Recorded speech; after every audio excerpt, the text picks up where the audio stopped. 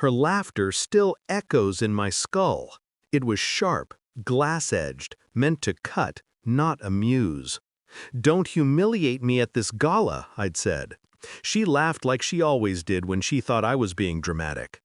Now I stand beneath the white glare of chandeliers, hands cold around an untouched glass of champagne as she walks onto the stage in that emerald dress I bought her, the one she wore the night she promised me loyalty. The host announces my name, then pauses, smiles. Actually, there's been a last-minute update, and she, the woman I built an empire beside, steps forward and gives my award to her lover, her boss. Applause fills the room. My chest doesn't rise, doesn't fall. It's like my body is waiting for permission to feel. Her hand lingers on his as the cameras flash. The crowd claps. She doesn't look at me, not once. So I walk out, calm, silent, each step a blade dragging through my own restraint. Then her phone rings in my pocket. She'd left it in my coat earlier.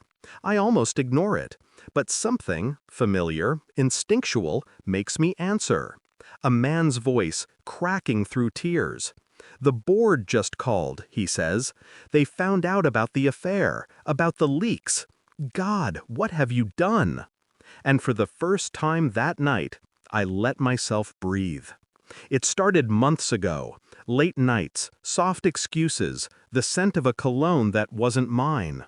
I had built her career, introduced her to every name that mattered in this city. She was the perfect wife. At least, that's what she let me believe. She knew how to mirror love, to say all the right words with all the wrong eyes. But something in me had changed. Maybe it was the silence between her texts. Maybe it was the way she smiled at her phone, then turned the screen away. I told myself it was stress, pressure, fatigue. But deep down, I knew.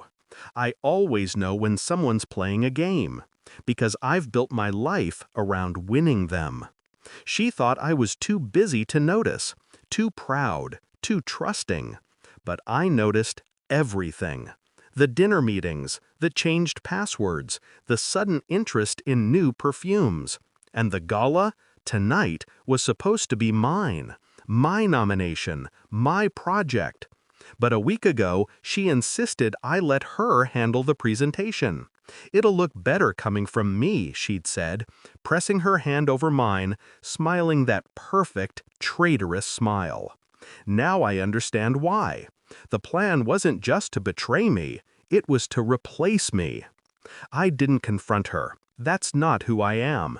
Instead, I watched, waited, tracked her calls, her meetings, the encrypted emails she didn't think I could decrypt.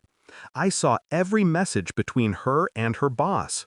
The way they talked about me like a stepping stone, a man to outgrow once the doors were open. Once he wins the award, the board will trust him. Then we pivot. Leak the data. You take credit. That's what she wrote. He replied with a heart emoji. I forwarded it to myself, then quietly made a few changes to the company's cloud server. They thought they were leaking my research, but what they sent out was something else entirely. A full log of their own encrypted conversations, time-stamped, verified, and traced back to their devices. I let them hang themselves, wire by wire, word by word. For 7 days, I said nothing. I kissed her goodnight. I made her breakfast. I listened as she practiced her speech for tonight, the one where she'd call her boss a visionary, the one where she'd thank me for believing in her.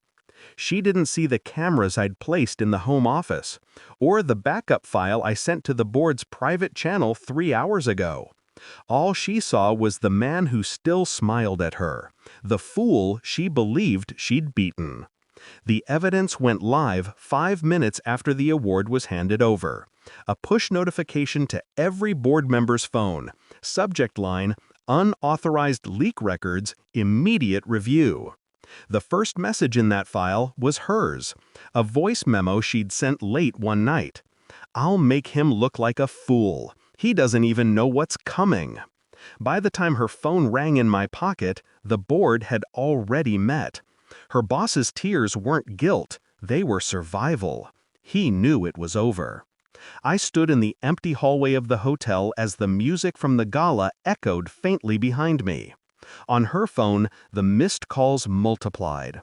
Boss, board, assistant. When she finally found me outside, heels clicking, makeup cracked around her panic, I simply handed her the phone. Her hands trembled as she read the notifications, her face drained of color. "What did you do?" she whispered. "Exactly what you planned," I said, and walked away. By the time she caught up to me, the hotel lobby was nearly empty. Her voice cracked through the silence. "You ruined everything!" I turned. Slowly. Did I? She tried to hold her composure, but her mask was crumbling. Tears streaked through her foundation.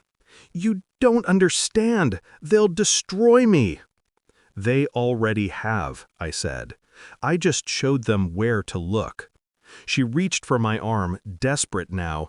"Please, I can fix this. We can—" "No," I cut in, calm as ever. "You broke it when you thought you were smarter than me." Her breath hitched. The sound of someone realizing the story has ended, and they're not the hero after all. I walked past her. The award still glittered faintly in the ballroom behind us, sitting in someone else's hands. Let it. It was never about the trophy. It was about control. And tonight, she finally understood who had it. I didn't go home that night. I didn't need to. Everything left there was already dead. The city was quiet as I drove. Billboards flickered, the radio hummed. My reflection in the window looked almost peaceful. By morning, she'd be trending. Corporate scandal, CEO's wife and CMO caught in leak investigation. I imagine she'll call. She won't get through. Revenge isn't always loud. Sometimes it's just silence, and the knowledge that they finally see what you always did. When people ask what happened at the gala, I'll tell them nothing, because that's what I felt, nothing. And for the first time in years, that nothing finally feels like peace. She thought she stole my award, but all she won was her own destruction.